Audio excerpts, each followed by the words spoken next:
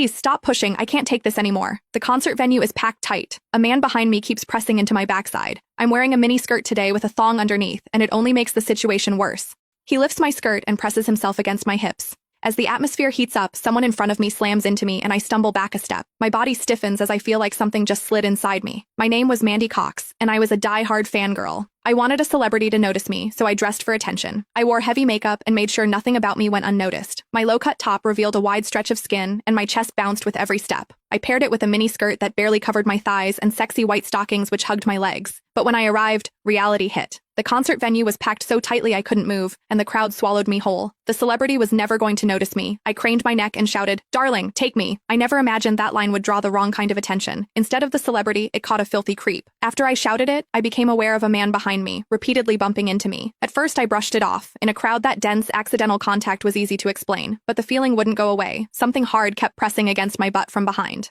I assumed I'd accidentally backed into his hand where it rested behind me, so I turned and offered a polite apology. "Sorry, I didn't mean to bump into you." He paused, then flashed a leering smile and said, "It's okay, I don't mind." When I turned back toward the stage, I felt him press against me again, more deliberate than before. I kept my attention on the celebrity on stage and shut him out. The man became increasingly brazen, pulling up my skirt and pressing close against my backside. I had only a thong on underneath, which left my butt exposed. I felt his touch directly against my skin and assumed it was his finger. Only then did I realize something was wrong. The pressure was warm and solid in a way a finger could never be. My mind lurched as the truth hit me. In the 20 years of my life, this was the first time a man had ever molested me. Fear surged through me, sharp and overwhelming, and my body reacted with an instinct to flee. But there was no way to move. The concert floor was packed wall to wall, leaving me stuck where I stood. I drew myself tight, bracing as if tension alone could keep the fear out. As I did, my hips closed around the man's so-called finger, trapping it between my cheeks. An unfamiliar sensation followed, and warmth rose to my face. What confused me was that I didn't recoil from it. There was a muted comfort to it, and against my will, it sparked a faint sense of expectation. The man behind me seemed to take it as a signal.